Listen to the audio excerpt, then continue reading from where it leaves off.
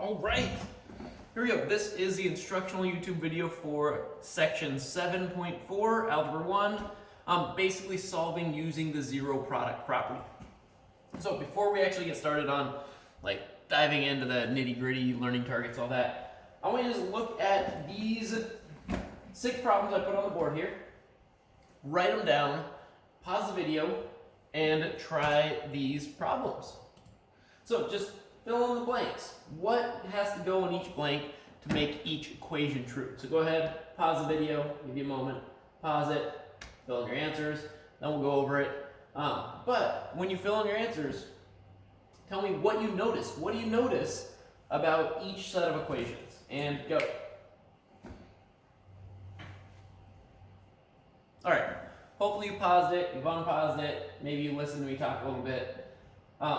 Let's go through this. So here, if I'm gonna get some stuff to add together to 0, right? Well, we know 5 and 12, that's really 17. So this would have to be negative 17 here, right? Negative 17 plus 17 is 0. 18 and negative 3, that's really 15. So this would have to be negative 15. Here, 121 and 934, it's gonna be what, 1,055. If I add those together, so I need a negative 1,055. Right, so something that maybe you noticed here is you have to have the opposite number of whatever the other things add up to, right? Opposite is in, if these add up to a positive, I would need a negative. If these are adding up to a negative, I would need to add a positive to it to make it 0. Although on these ones, you may have noticed, hey, if I just go 5 times 12 times 0, that's 0. 18 times negative 3 times 0, that's 0. 121 times 934 times 0, that's 0.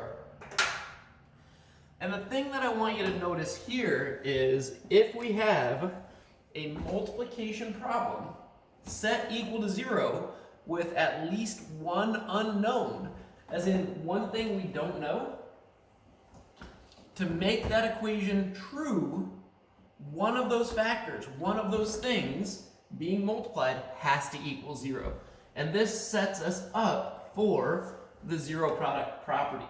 And basically the zero product property is taking advantage, or the strategy using the zero product property takes advantage of the fact that these problems, multiplication equal to 0, are much easier to solve than addition equal to 0.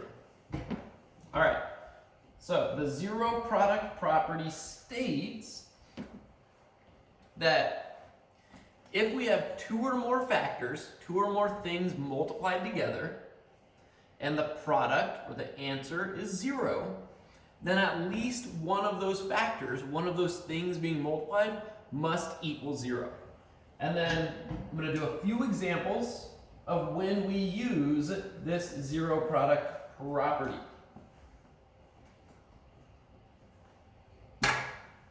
So these are going to be the examples we do.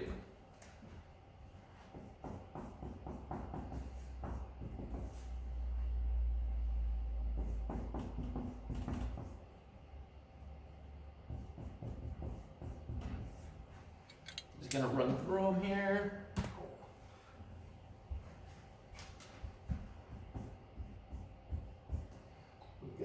X plus 1 times x minus 3 equals 0. I'm going to do quite a few examples here.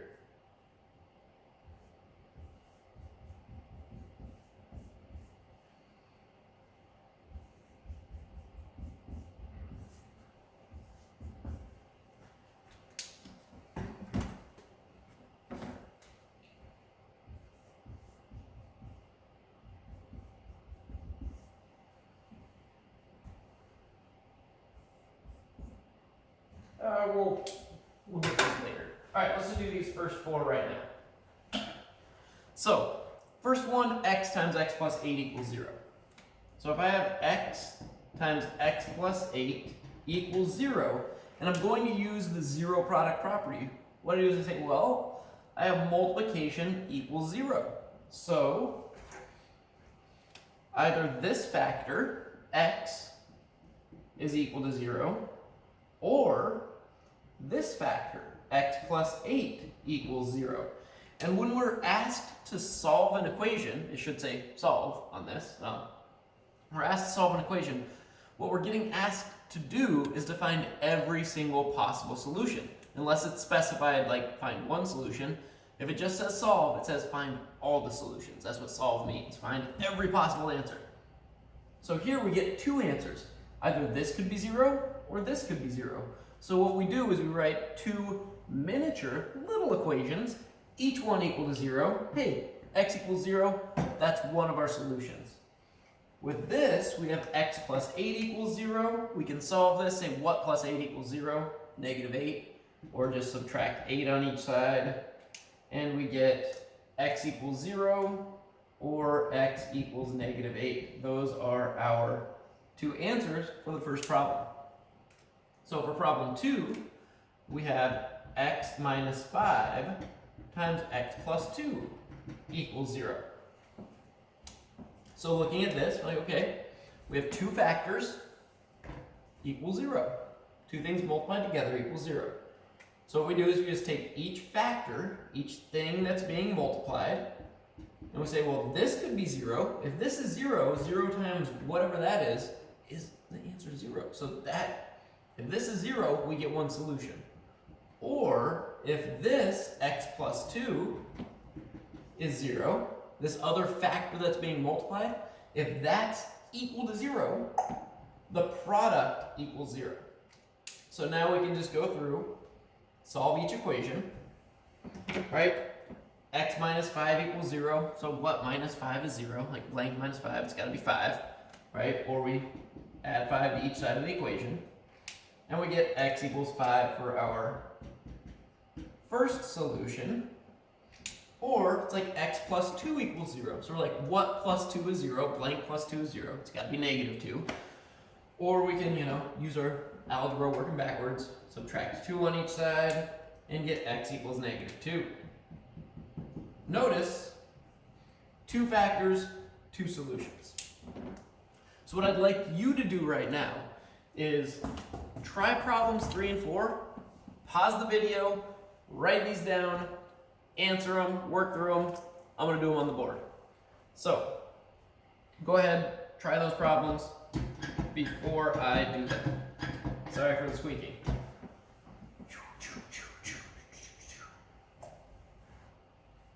All right.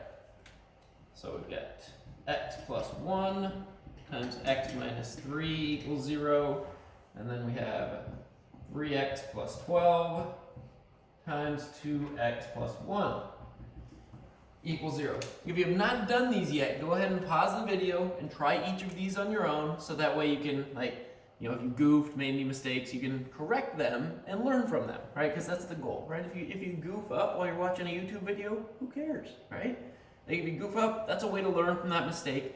And the act of goofing up, of getting it wrong, and then correcting it will probably help that information stick in your brain a little bit better. Okay, so hopefully you've done it already. Hopefully you've now unpaused with your answers, with your work, with already having thought about these problems. All right, we got x plus 1 times x minus 3 equals 0. Once again, two factors, two things being multiplied equals 0. We're going to have two answers. The way we find these answers is by taking each factor, so in this case x plus 1, and making it equal to 0, or the other factor, x minus 3, equals 0. And solving each little equation that we've created now, right? And this is just using the zero product property. Saying multiplication equals 0, each thing being multiplied could be 0 to get this to be a solution, or to make it equal 0 at the end. All right, so here, what plus 1 is 0? It's negative 1, right? We can just subtract 1 on each side and get x equals negative 1. Or, over here, what minus 3 equals 0? 3 minus 3 is 0. Or just add 3 to each side, x equals 3. You'll notice, probably, that these numbers are just the opposite of those numbers. And you'd be right? That's true. But that doesn't work, that idea of whenever it's multiplication equals 0, just do the opposite of those numbers. That only works if you have a regular x, just like a 1x. There's not a different coefficient in front of the x. If it's just an x plus or an x minus, yeah, your answers are going to be the opposite of those numbers. If we have a situation like this, 3x plus 12 times 2x plus 1 equals 0, in this case, when I write it out, we're not going to just get negative 12 and negative 1. So here I have 3x plus 12 equals 0, or 2x plus 1 equals 0. Using my zero product property, I say, hey, I got multiplication equals 0. Each factor could equal 0 to give me each individual solution. So now I'm going to solve each equation, right? And these, because they're two-step equations, might take a little bit more thought process. And it might be worthwhile to actually go through the steps. So here we go. 3x plus 12 equals 0. All right, it's x times 3, then plus 12. Let's do the opposite of the plus 12 by minus 12.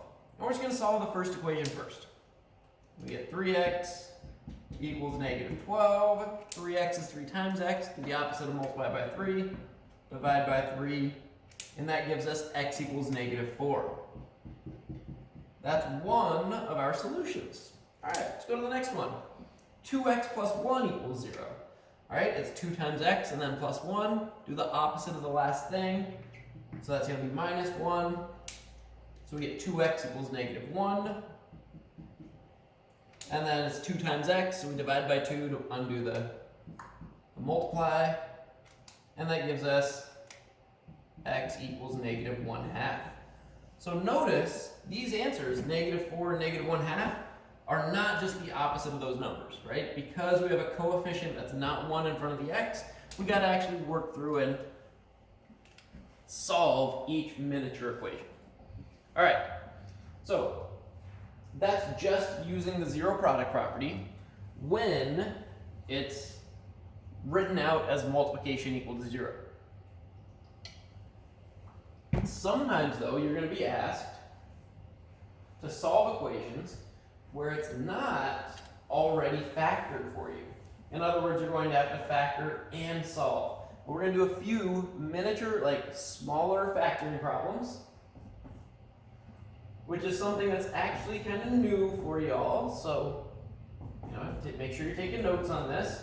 But I'm going to write these equations here, and then we will go over them together.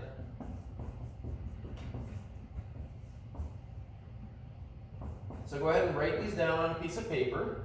Remember, you can always pause the video if I'm going too fast.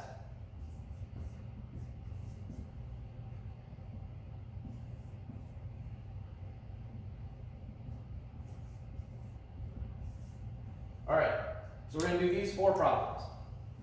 And we're going to solve each equation by factoring and then using the zero product property. So what's going to happen is I'm going to do problems 1 and 2. Then I would like for you to pause the video, try problems 3 and 4, and then I'll do problems 3 and 4 so that you're where you, so that way you get it. All right, so we got 30x squared minus 12x equals 0. 30x squared, give myself a little more space.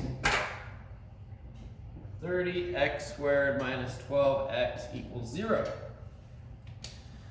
So here, this is written as a subtraction problem. Subtraction equals 0. So that means you gotta find like something minus something equals 0. And basically it's like, I gotta make this 30x squared be the same value as 12 times x. No thanks, I would rather not. Rather not try to do that. So what I'm going to do is I'm going to rewrite it as a multiplication problem, because remember, when we have a multiplication problem equal to 0, it's an easy problem to solve. So I ask myself, what's the opposite of multiply? It's divide. So if I want to make this into a multiplication problem, what I need to do is I need to find what divides into both of these so I can then factor that thing out. So I say, what divides into 30 and 12? What's the biggest thing? I mean, I know like 1 divides into both of them, 2 divides into both of them, 3 divides into both of them, 6 divides into both of them. And 6 is the greatest common divisor, or greatest common multiple, or greatest common divisor, sorry, not multiple, greatest common factor, that's the word we're looking for. It's the biggest number that divides into both of them. 6 divides into 30, 6 divides into 12. And then we look at this, x squared, remember x squared is just x times x. And then we have an x here, so actually, the largest factor that I can divide out of both of these is a 6x. 6 divides into 30, 6 divides into 12, x divides into x squared, and we can divide an x by an x. So what I'm going to do is I'm going to divide each term by the biggest possible thing. So divide them both by 6x. I'm going to write that 6x out in the front of my multiplication problem.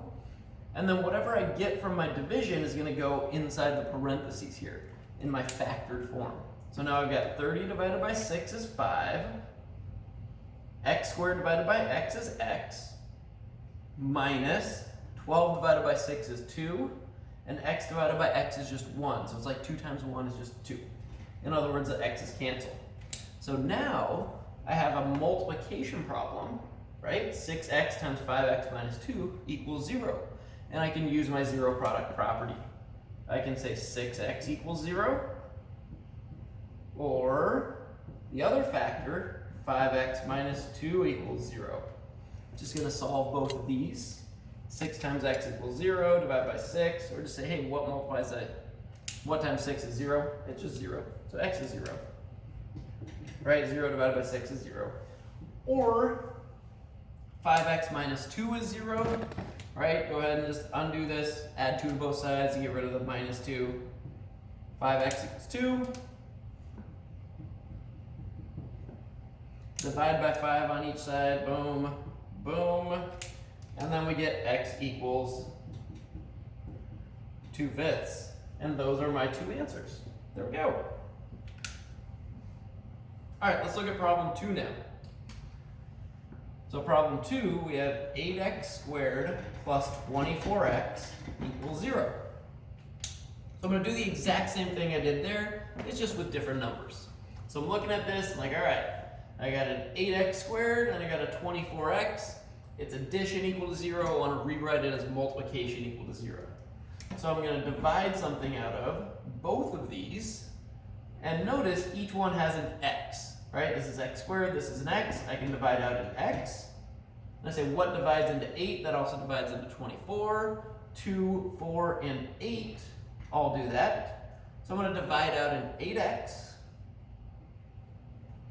to get 8x times, and then here 8x squared divided by 8x is just going to give me an x left over. 8 divided by 8 is 1. X squared divided by x is x. So it's like 1x, but we can just write x. And then here plus 24 divided by 8 is 3. X divided by x is 1, so it's just x plus 3. So 8x times x plus 3 equals 0. And then use the zero product property here to say, hey, multiplication equals 0. This thing is 0. Right, so divide by 8, x equals 0. Or x plus 3 equals 0. What plus 3 is 0? Negative 3. And we can find that just by subtracting 3 on each side. Okay, go ahead and try that on problems 3 and 4 here. So try that, write down problems 3 and 4. Try it on your own. If you haven't done them by the time I erase and rewrite everything, go ahead and just pause the video, try those problems, and then I'll go over them. And that'll be it for the lesson. This is basically covering everything that's going to be in that 7.4 homework. All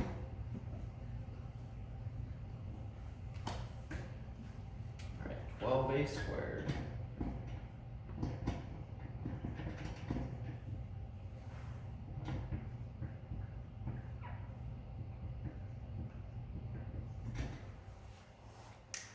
All right. All right, we got 12a squared minus 8a equals 0.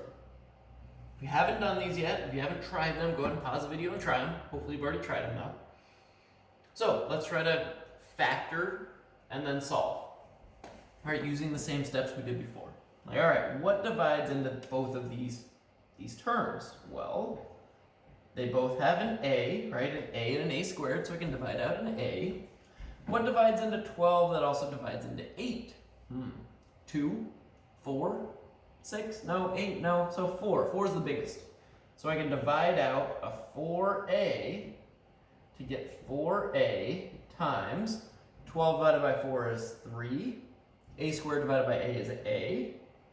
And then minus 8 divided by 4 is 2. A divided by a cancels out, it's just 1. So I have now 4a times 3a minus 2 equals 0. Using the zero product property, because I have multiplication equal to 0, I can say 4a equals 0. Solve that, right? Divided by 4. A equals 0 is one of my solutions. Or I take the other factor, the other thing being multiplied, which is 3a minus 2, set that equal to 0. I can do the opposite of the minus 2, so add 2. So 3a equals 2 now. Divide by 3 and get a equals the fraction positive 2/3. So those are my two answers. Either a is equal to 0 or a is equal to 2/3. Right, we got that by dividing or factoring out this 4a and then solving when does 4a equal 0, when does 3a minus 2 equal 0. Because if we can take this problem, write it as multiplication, multiplication equal to 0 is an easier problem to solve. All right, let's look at this one. And notice, these are a's, those are a's, right? If the letter changes, you start with something that's not x in your original problem. Make sure you don't write x equals at the end of your problem. Make sure you're using the variable or unknown that's in the equation with your answer. All right, here we go. 15n squared plus 3n equals 0. We're going to go through and say, well, what divides into both of these, or what can I factor out of both? We have an n squared and an n, so I can divide out an n. What divides into 15 that also divides into 3? Well, 3. 3 goes into both of those. So I can divide out a 3n. So I have 3n times 15 divided by 3 is 5. N squared divided by n is n. Plus 3 divided by 3 is 1.